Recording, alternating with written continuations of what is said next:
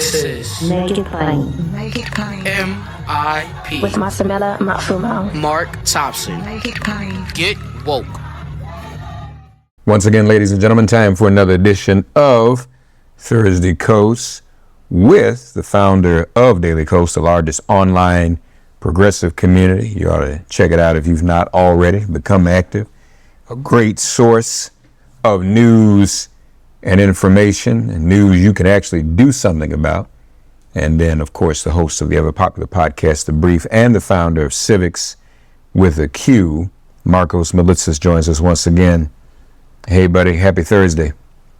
Thanks, Mark, as always, for having me, and I hope everything's going well with you. Yeah, everything's fine. Actually, so let me let the audience know as well. We're joining everyone today from Jacksonville, where we will be making a big announcement with clergy and community in just a few hours, calling for healing and resistance and accountability since the hate crimes that occurred on August 26th. A young man tried to get on the campus of an HBCU to shoot some African-American students. It didn't work, so he went to Dollar General, killed 3 individuals, and I'll be attending. The world is so small. That's what we always say. I don't think there's anybody left who is not impacted by gun violence directly or just once removed. If we don't know someone, we know someone who knows someone. And it actually is the case that someone who was once a caregiver, Markos and everyone, for a member of my extended family in Nashville who passed away. This caregiver's grandson was one of the victims of this shooting, a young man. And so he will be memorialized on Friday here in Jacksonville. I'll stay for that. And clergy coming together. And, you know, it's just kind of like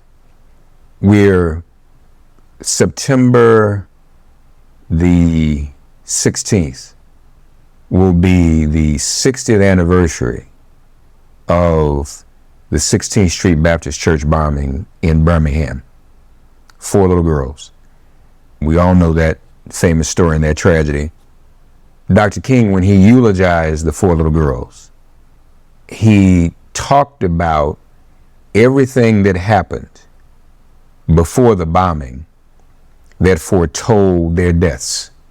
The atmosphere, the climate had been created. And so we have the same thing with DeSantis in Florida.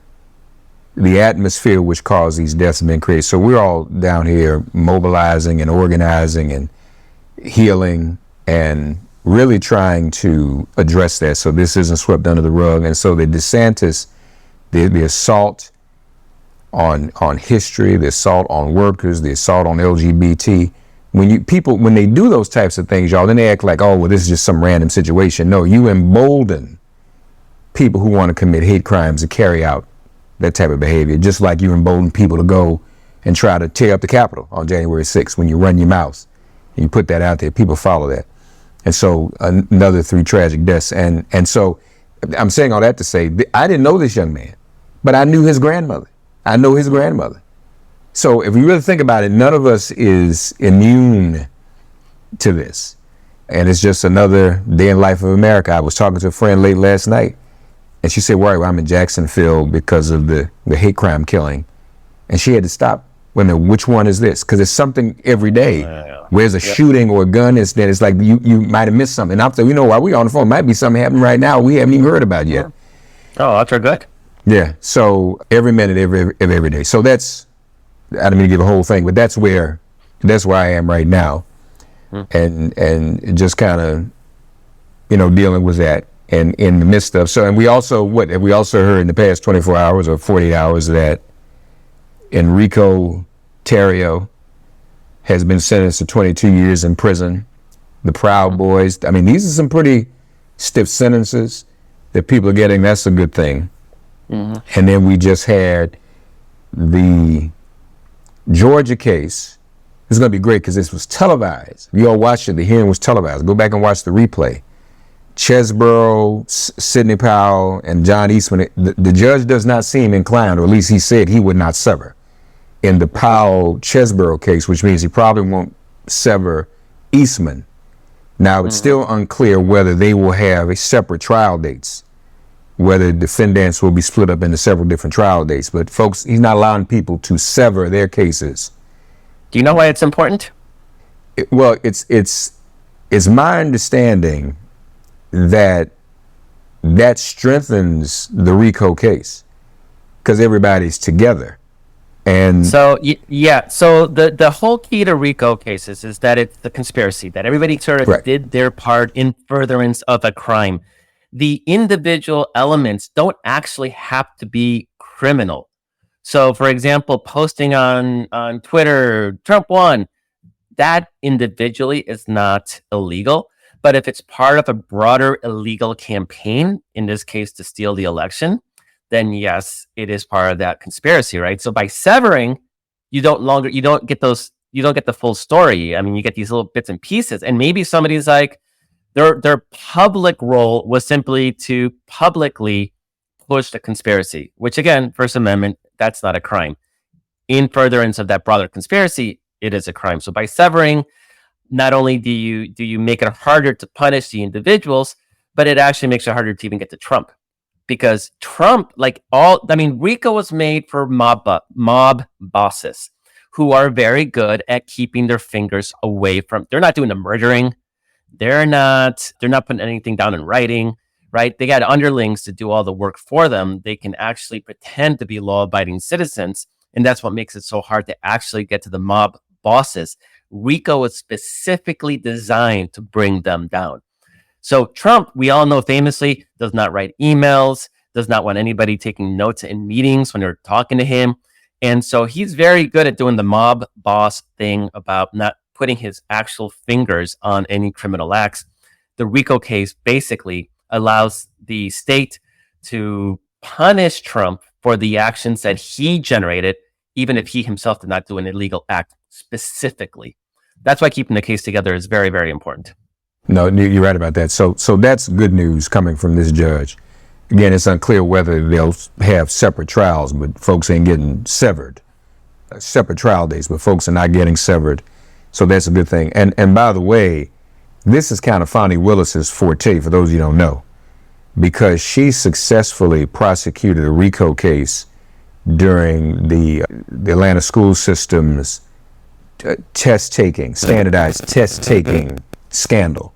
There was a whole scandal around that, and she took care of that, and that was handled. So, you know, she's a RICO prosecutor. That's her thing. Yeah, I read that she's got either 11 or 12 current RICO cases in progress. Yeah. So, and again, RICO has a 5-year minimum sentence, which it's not like you can get court supervision. So Trump may actually face trial, and the 5-year minimum sentence is actually, again, it's designed to flip the underlings in order to get to the top guy, right? So if you have a 5-year minimum sentence, you can't plead your way to, supervision or some lower sentence. There's a lot more incentive if you're at the bottom of the totem pole to say, like, yeah, screw it, I'm not doing jail time, I'm flipping, I'm turning state's witness. So I suspect the 18 or 19 defendants right now that are all still all together, that a bunch of them, once these early maneuverings end, like they can't sever their cases, that a lot of them are going to start flipping and making deals in order to avoid trial. And it's all going to be at Trump's and Giuliani's expense. But speaking of Trump, though, a friend of mine, a former classmate of mine, as a matter of fact, wrote in a New Yorker, Jelani Cobb, who also happens to be the dean of the Columbia School of Journalism. He wrote something about there's this, as much as there was the creation of the phrase during the Great Recession, too big to fail, there seems to be a contemporary corollary, he writes, Markos, entitled Too Big to Convict. Mm-hmm. And there's just this history going back to the Civil War. He chronicles it from the Civil War to Gerald Ford pardoning Nixon, and unwillingness to hold some of our elected officials, like Trump in this case, accountable. Yep. Where, it's actually, when you think about it, it's kind of not even a big deal. It's kind of matter of fact. In other countries around the world, even big European countries, presidents, prime ministers, they get busted all the time, and it's just handled. I mean, it's not like, oh no, we can't, this will be a threat to democracy and it'll affect, I mean, it's just like, it's handled. But what is it about here that... Yeah, and it's not even, I mean, it's one thing if we're talking about, Hunter Biden petty crimes, right? Whatever. He had an unregistered gun. Who gives a crap? Like, slap something, appropriate, whatever somebody would get. I mean, we're talking about Donald Trump, who has just fomented revolution. I mean, we can't divide the country. He literally tried to divide tried to divide the country by disenfranchising half of it and all the country by throwing out our democracy. So what is this like, we can't divide people thinking, which is why it's so great that Fani Willis is leading this case and doesn't seem to be particularly inclined. And Mark, I got just from a stark political standpoint, there's a lot to gain politically by bringing down Trump. So in a lot of those cases, I mean, Gerald Ford had nothing to gain by not pardoning Nixon, right? I mean, the same party, he was his vice president. I think it cost him the election 2 years later, but it wasn't like today where Fani Willis, she puts Trump in jail. She's a national hero. There'll be statues put up in her name. She's going to be running for Senate or governor or whatever, right? Like, she's going to be a national hero. Same thing happening in New York City, right? With Letitia James, Letitia James, right? James, right. Yeah, Letitia James, and same thing. It's you bring down the Trump crime syndicate. Like, there's a lot of political payoff. So it's a little different than in the past, where it was frowned upon to have these big, powerful people be indicted for their crimes. I mean, now there's a lot to be gained. And the country can't be any more divided. So you can't be like, we don't want to divide America. America's divided. There are people that think a Jewish space laser blew up Maui. I mean, they literally think this. I mean, we can't reason with stupid people, ignorant people, conspiratorial people. So at this point, what's left is to do the right thing. And there are people that will reward these women for doing the right thing. And so the incentives are different than in the past. And so that actually is a good thing for us now. Yeah. So this will be, and hopefully there'll be the will to go through with this, and hopefully people really, to be honest with you, part of the reason we're here now is because after the Civil War, there was no accountability. And then people were able to rehash it and resurrect the nostalgia or the romanticism of the Civil War as early as the 40s, not right away, but you had the Strom Thurmonds and they began, we want the South to rise again. That's where that came from, because there was not any real accountability or real, for lack of a better word, demonization of the acts that the Confederacy took. It was just total amnesty.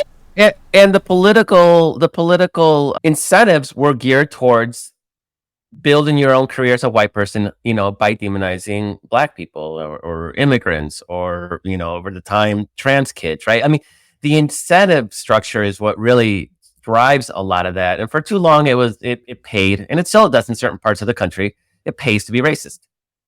Yeah, right. It certainly does. It certainly does in this country, unfortunately. So there's some new polling out. Some are alarmed by it. A few folks hit me up with it yesterday. There's some skepticism. When I say this, folks, it's not really going to be anything that's going to surprise you. But Nate Cohn has written a piece in the New York Times, entitled, headline, "Consistent Signs of Erosion in Black and Hispanic Support for Biden." And I guess this can be looked at two ways. It could just serve as a timely wake-up call. This is an off year, so to speak, so people aren't that enthusiastic. But how real is it? Are Black and Latino voters really, is there a threat that they won't vote for Biden or that they will stay home? Is it too early to tell? And how much is civics? How early is the civics get into that? I mean, we're tracking it. I haven't seen anything in the civics data that is particularly worrisome. I just saw this for the first time. You sent it to me right before the show, And I literally just now looked at the fine print, and it's actually, I can't believe Nate Cohn wrote this, right? Because the data from the last 3 election cycles, so 12, 16, and 20, are based on Roper research. And then the 2024 numbers are based on New York Times Siena polling. You do not compare different polls to each other because they have different methodologies, different systems, different. And so right there, I'm completely blown away that and I haven't read the article, so maybe Nate explains why he did that. But that, from a premise standpoint, it falls apart right there. Second thing I will say is that you see in his polling, based on gender, age, education, income, race, you see a drop off in support for Joe Biden between, it's a Democratic share of the major party vote between 16 and 20. And I just remind people that in 20, we got 8 million more votes than we did in 2016. Just because people may not be as excited does not actually mean much. And in fact, it's sort of vogue, and it always has been vogue, to say, I hate the politicians. They're all crooked. I don't trust them. Just by virtue of winning public office, people are already like, yeah, I don't like that guy. And so seeing that drop off is actually not that particularly noteworthy, particularly when we have Donald Trump on the other side, who's really, this could be Black support could be at 50% of the two, for Democrats, and it don't matter because Donald Trump's on the other side, and Black voters know what's up. So the Black vote was solid in 2020. Does that mean it's going to be solid in 2024? I don't think we take anything for granted, Mark. I think this is one of the challenges that the Democrats need to work on, is that you don't go ask for those votes the weekend before the election, show up at a Black church, show up to a Latino neighborhood the weekend before an election and expect people to turn out, right? So there has to be that persistent presence and communication with those communities. Is that happening? I don't know. I don't know what's going on inside the Biden campaign at this stage. If there's even much of a campaign, it's still pretty early. But I would not take it for granted. But I also wouldn't look at this, because one, they're not comparing apples to apples. This is apples to oranges. And two, when people ask, are you excited to vote or not? It don't matter. Like, are you going to vote? That's the question. We don't care if you're excited or not. This is not American Idol, where we, it's a popularity contest. No, it's not a popularity contest. It's oh crap, Donald Trump is an existential threat to our democracy battle. And honestly, we could put up a giraffe, and I don't think it would matter, because Donald Trump is that powerful of a vote getter for our side. So much so that we won the 2022 election on Donald Trump and abortion. And I keep saying Donald Trump and abortion are not just going to be issues next year. They're even more salient as issues than they were last year. And last year, inflation was out of control. Inflation is now stopped. And so the Republican campaign, we know what the Republican campaign is going to be. They don't have anything substantive. We even saw that in the debate where they gave up on woke. They did not talk much about Hunter Biden. They know those issues do not play. So what are they going to talk about? They're going to be like, when Trump was president, gas was $2 a gallon. Like, no, it wasn't. That's a lie. But they're going to make up stuff like that. And that's going to be their campaign, about just how cheap everything was when Donald Trump was president, because they got nothing else. And if you look at the macroeconomic trends, they look good. People are employed. People's purchasing power is improving. If you ask, there's polls that ask if you're better off now than you were 4 years ago, but they take out the partisanship. Because if you make the question about your economic state, about election, about politics, people will get tribal. And so, yeah, if you're a Republican and Joe Biden make the economy better, no, he didn't. But I think it was Magellan did a series of questions, no politics inserted. So it's like, is your economic situation, has it improved since the pandemic? And it's like 60% said yes. So, not to say that the economy is all peaches and roses for everybody, and that it can't be improved, and that we can't work on economic equality and all these things that we need to do. But it's hard for Republicans to make an economic case. So they're going to, based on facts, so they're going to be really, really trying to zone in on inflation. And what else have they got? Like, things are actually shockingly good right now. And so there's not much for Republicans to run on. It's going to be a quandary for them. Yeah. And, I don't know. I really think it's going to be interesting what these trials do. Can't even imagine, right? Yeah. I mean, televised.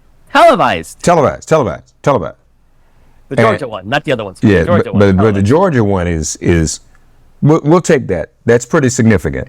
And then you get the whole array of the clowns, and you see the full expanse of the conspiracy. I think a lot of people are going to watch. This is going to be like OJ or something else. People watch the January 6th commission hearings, and people said, people don't care. And that was before the 2022 election. It actually helped Democrats make that case that Republicans were a threat to our democracy. And this is bigger than that. Right. And then to the other point about what Jelani was writing in his piece, too big to convict. See, for a lot of people who are having struggles in life, there's accountability across the board. You don't pay your bills, there's accountability. Trump doesn't pay his bills, no big deal. You commit a crime, or you have a loved one that commits a petty crime, accountability. Trump commits a crime, nothing happens. He brags about it. He brags about it. I can shoot somebody in the middle of the street. I'm going to shoot somebody in the middle of the street and nothing happen. So I think it's gonna be difficult for people to watch that and then say, wait a minute, knowing if this was me as a black person or a Latino person, or even just a regular everyday middle class to poor white person, I'm going to pay a price. But these people just do whatever they want to do, and they don't have to pay a price. I think that's going to resonate, and it's too early for people to know, well, folks aren't interested in this. Folks aren't going to. It's going to be a big deal.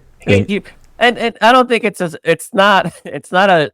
I don't think it's a surprise or particularly shocking that of all those 18 or 19 defendants, I don't know why I can't remember the exact number, the only one that wasn't able to post bail and is still in prison is the guy who's in charge of Blacks for Trump. I mean, even with his supporters, the black community gets a short end of the stick. I mean, it's almost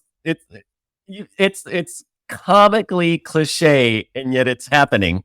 It most certainly is. So, folks, we're gonna watch for that. Be on the lookout for that. And I'm sure you will too, but I think it's too early for people to decide that the black community or the Latino electorate or the black electorate is checked out. It is early, and the Biden campaign is they've got some time, hopefully, to try to get themselves together. Meanwhile, the other big, so this was a week or two ago. This was speculation that I heard when I was in Nashville. Now it has come to pass. It is actually happening. Gloria Johnson, one of the Tennessee Three, is running against Marsha Blackburn. I don't know, y'all, but that may be doable. At least that's going to cause some damage, and it may even impact some state races. But having seen what's going on in Tennessee, particularly with women voters, and women voters have not really been put to the test as they have been. Well, I shouldn't say women voters. The Dobbs decision has not been put to the test in Tennessee. So Gloria represents that. She will be a woman. Women are the majority. White women, suburban, college educated, pretty much, unless you live in Nashville, in what is becoming as downtown as big as New York, by the way. That's a whole nother show. Unless you live, it's called Nash Vegas now, by the way. Yeah, the only thing they don't have yet is casino. Once Nashville gets casinos, it's a wrap. It is the capital now. I don't know if you noticed that, Markos. Nashville is now officially the capital of bridal showers. Oh, bridal showers. It is a thing to go. So I mean, we're talking literally suburban, college-educated white women. Well, all the way to college white. I mean, that is where white women go to have bridal showers. I don't know how that happened or what it is, but you go to Nashville and get Airbnbs for your bridal shower. That is the thing to do. She's running as a white woman in a state where that white electorate has not been put to the test yet, and they are upset about what happened to the Covenant school shooting.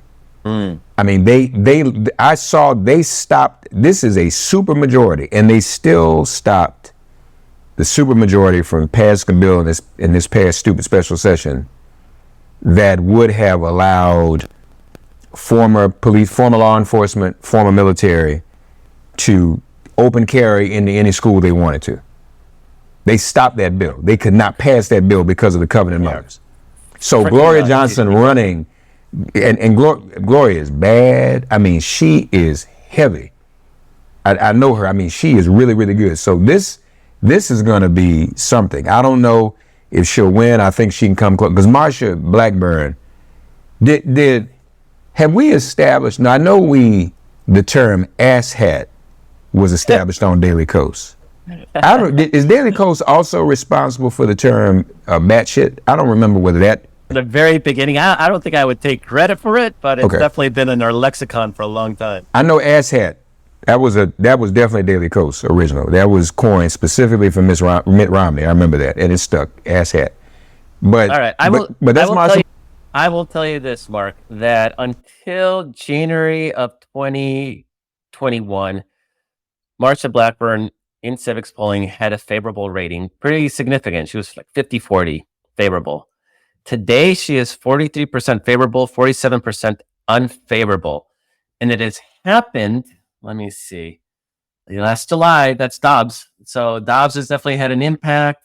And I don't know what happened in April of this year, but when was the shooting? The big one? Was it around April? Yeah, it was before Easter. So yeah, it actually tracks. That may have actually given her a hit. So she's steadily losing support right now. Now, 43-47, it's Tennessee. It's a tough state. You know this. You spend a lot of time there, and you know it. But right now, Democrats don't have a lot of pickup opportunities. If they can make a state like Tennessee even competitive, that doesn't just mean good things for next cycle, for this cycle, for next year's elections, but that's something to build on to bring back, because Tennessee used to be a reliably Democratic state back when the Democrats were Dixiecrats, and so they were racist against Black people, but they were economically liberal, right? Pro-union, and now the racism sort of took over and has made it a very solidly Republican state. But there is that economic liberalism undercurrent, which I think is present almost everywhere, Mark. I mean, this is the power of racism and the power of the Republican Southern strategy to overcome that self-interest. And they had a lot of material to work with, watching a lot of their jobs get shipped to Mexico and China and so on. So it's a complex story for sure, but there's a lot to build on. And this is why in states like Ohio and Missouri, they're trying to severely limit the impact of ballot initiatives, because they know that if actually they have to vote on liberal policy, like, Medicare expansion, people say yes, and it's not even close, right? So it's that Democratic Party brand, it's that racism. That's what we need to get by on. And so Tennessee is looking pretty fascinating as sort of almost an experiment, whether guns and Dobbs and abortion really could start turning the tide with people that have been voting Republican because of racism, essentially. And maybe in a state like that, where you have these college-educated suburban white people, maybe it's just inertia. Everybody else is voting Republican. Your neighbors are voting Republican. So yeah, why not? We'll vote Republican. Biden's, goofball. But once they're starting to be impacted, nobody likes to get impacted directly. And so once they're starting to see their rights infringed, their privacy rights, and they have to worry about their children going to school and get shot up. Right. Maybe. So I'm excited about that race. I'm excited to see if we can make something out of it. And because we don't have, our two pickup opportunities next year are Texas and Florida. And those are not good pickup opportunities. So we need that map to evolve and shift and be better, because we get 52 seats in the Senate, Mark. That's it. Filibuster's gone. DC is a state. If nothing else, that will happen. Puerto Rico might be I suspect Puerto Rico would be a state too. They'd have a ballot initiative. They get to decide for themselves. So I don't want to speak for Puerto Rico. But given the polling, given dynamics, I suspect Puerto Rico would be a state too. And then we got a different Senate. It'd still be skewed towards Republicans, but not as much as it is today. Right. That's so a lot is at stake. No question. Good luck to Gloria Johnson. That's Thursday Coast. Markos will be traveling next week. We'll take next week off, but we'll be back the week after. Safe travels, buddy. Thanks as always. Thank you so much. Yeah, well, appreciate you, love you, and appreciate you, love your listeners too, because we're all part of the same fight. So, dailycoast.com, everybody. Just fresh from Labor Day, and if we can't talk about the jobs report during the Labor Day period, when else can we talk about it? What better time? And so it was big news for the jobs report to come out on Friday, give everybody something to talk about on last Labor Day Monday. And here to talk us through it, as always, is the chief economist of the Center on Budget and Policy Priorities, centeronbudget.org, our dear friend Chad Stone. Chad, how are you, buddy? Staying cool in the heat? I'm well. I'm staying cool in the air conditioning. Yep. That's yep. good. How about you? I'm okay. I'm fine. Trying to do the same. Yep. As a matter of fact, as I've said before, folks, Chad, the best thing about Chad being with us, in addition to all the information he provides, he makes me look or seem intelligent, especially with my historic lack of knowledge and awareness of economics. I had a friend call me over the weekend, Chad. Mark, I need you to explain something to me. I said, what's that? 187,000 jobs, but unemployment went up. That doesn't make any sense. And they went straight conspiratorial with it. That's a conspiracy. and so I was able to explain to them, let me tell you why that is. It is because more people are entering the labor force, correct? And did so, obviously, during the month of August. Yep. They saw job opportunities. They went into the labor force. The labor force is the number of people who have a job and are actively looking for a job. So lots of people came in actively looking for a job. Now, you don't find it immediately. Sometimes you're not sure what job you want to take, so you look around. That's smart, but you're officially unemployed while you're doing that. Now, we always want to be aware. So it's 187,000 folks, but we always want to be aware of whatever other information is out there, especially when it comes to revisions. And we had some revisions down. June, 80,000 revised down by 80,000. July, 30,000 revised down. Let me ask you this: is there a threshold in a revision, especially a down revision, that raises alarm? Like 80,000 in June, is that considered a lot? Yeah, it has to be viewed in context, and the context. One month of data is never enough on its own to explain things. You want to look more at trends, and so if you look at the 3 months, June, July, and August together, it was an average of 150,000 jobs a month created over that period. So that's taking the revisions into account. Now, 150,000 jobs is slower than the pace we've been seeing through a lot of the expansion, but a reason for that is that we're really close to full employment. And the number of jobs that it takes to just keep up with the growth in the working age population is only 70,000 or something like that. So we're still creating jobs at a decent pace. It's just that the data came in funny this time because of those big revisions, but smoothing it out, looking over the 3 month period, we're still in good shape. And averaging, this is really the big number. The job creation this year has averaged actually 236,000 jobs per month to date, correct? That's right. And that's at a lower pace than last year and a lower pace than the year before that. But those were years when we were still climbing out from the pandemic for some of that period. And so there was lots of job creation by people coming back to jobs. But now we're in a healthy state. But what the Fed wants the job creation to slow, not to create a huge amount of unemployment. The soft landing is one in which we get inflation down, and employment is growing in line to keep pace with the people looking for work. It's not like there's a lot of layoffs, but it is a high employment economy grows more slowly because there's more of a ceiling on. Right. So that means we're in a high employment economy, and that's good.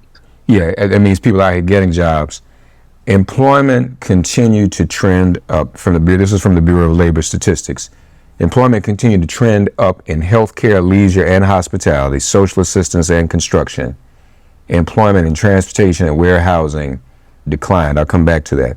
Employment in leisure and hospitality continued to trend up. 40,000 plus leisure and hospitality jobs in August. The industry had gained an average of 61,000 jobs per month over the prior 12 months, but it's still below its pre-pandemic February 2020 level by 290,000 or 1.7%. We talked about that in the recent past. That industry, it's coming back, or it's the slow pace with which it has come back. It's good to see it's trending up, but you wonder, this is the summer. August, this was just August, so the summer's over. That's when people travel, hence leisure and hospitality. Do we have any more information on why, even though it's up and that's good, why it's still not reached its pre-pandemic level? Is it just that people just aren't quite fully back yet? Yeah, we have to figure out what back means, because the industry has changed considerably since the pandemic, presumably. Now, remember, we were down over 1 million jobs in leisure and hospitality in the depths of the recession, and back in April of 2020, more than 1 million jobs. And as the first part of that quote from the Bureau of Labor Statistics said, one of the leading job creating industries was leisure and hospitality. So they're creating jobs in their comeback, but as you're stressing, it's not back to the level that it was in February 2020, but it's been growing at a decent pace for several. Employment in leisure and hospitality has been growing at a decent pace for quite a while now, but it's a big hole that it's climbing out of. And as I said, we're not sure about what the structure of the industry is. Our restaurants, they're still waiting to open. The ones that some have closed and are just not there. Travel's back, so hospitality is up, and so it's, in terms of creating jobs, it's good. In terms of getting back to where we were, we're not there yet. And back to those looking for a job, there's also the labor force participation rate. For those 16 years and older, it rose by 0.2 percentage point for the month of August. And so again, that's a good thing. People are coming back to work. The prime age, the 25 to 54, as you always remind us, was back up to 83.5%, 0.5 percentage point above its February 2020 rate. So labor force participation is high. For the 25 to 54, the prime age population, yeah, it's great. It's growing still, and it's not just. There's nothing magical about the 2020 peak, February 2020 peak, but it's really good that the 25 to 54 population is labor force participation rate, and that was boosted, of course, by all those people coming into the labor force who are currently unemployed but will be getting jobs. So there's a link between the growth in the size of the labor force and the labor force participation rate. So all of this is good news. And obviously we know, as always, there is going to be a difference when it comes to Black unemployment, Latino or Hispanic unemployment or employment.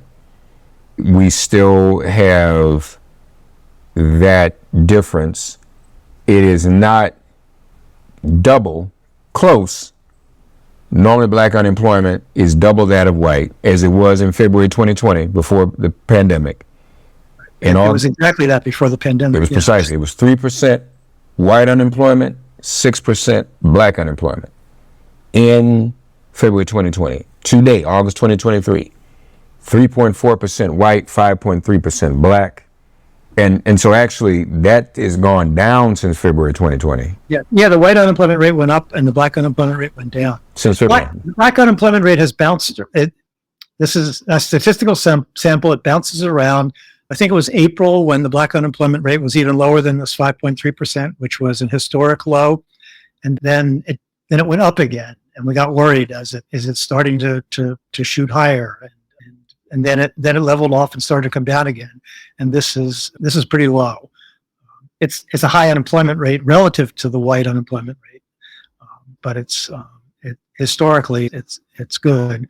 Maybe again statistical, you have to average over the period, but I would like to see that the labor market is so tight still that's good for black unemployment. They had and you have to have the best of times to get really low unemployment rate, the black unemployment rate low. And just FYI, folks, it's interesting. If you compare February 2020, white, black, Hispanic, and Asian unemployment to August 2023, for all the black unemployment rate is the only groups whose is lower Right. August 2023 than February 2020. The white unemployment rate, August 2023, is higher than February 2020, and so is the Hispanic and the Asian. Interestingly, and not necessarily by a whole lot, but it's still the case. To be honest with you, the one that stands out the most, there's a 0.4 of a percentage point difference in the white unemployment rate, August 2023 and February 2020.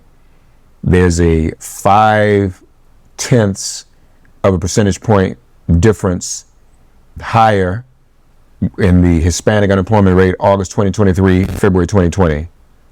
But if you look at the Asian unemployment rate, it's even larger seemingly, because it is 3.1 August 2023, 2.6 in February 2020. Not sure what's going on there. So again, we have to have context and see where jobs are and where people are being hired, where people are, I guess, looking for jobs. And the same thing about the bouncing around a little bit, for statistical reasons. There's a chart in the tweet thread that shows the whole time series for each of those rates, and it illustrates dramatically that in the depths of the recession, black and Hispanic unemployment rates were really high. They went first to lose their job, last to get hired, and they came down somewhat more slowly, but now the black unemployment rate is really down substantially. Black, white, and Asian and Hispanic are all pretty close to where they were back at the last peak, with the distinctions that you talked about. Yeah, and that's the good news in all of this, absolutely. Chad Stone, folks, Center on Budget and Policy Priorities. Also follow him on Twitter. See his tweet thread, Chad CBPP for Center on Budget and Policy Priorities. Also go to centeronbudget.org. Chad, thanks as always. Happy September. Happy September to you, and you're a good student. Thank you. Glad to hear that. I wish I could have heard that. I wish that was the case 40 years ago. Thanks for getting woke and listening to Make It Plain. As always, perform an act of kindness on behalf of an elder or young person. Write a letter to a sister or brother who just so happens to find her or himself incarcerated. Offer libations to the ancestors upon whose sturdy shoulders we all now stand. And above all, give thanks to the God of your understanding by whatever name you call her and him. All God asks of us is that we give each other love. Thanks for giving MIP love. And please remember to subscribe and give us a 5-star rating. If all hearts and minds are clear, it has been made plain.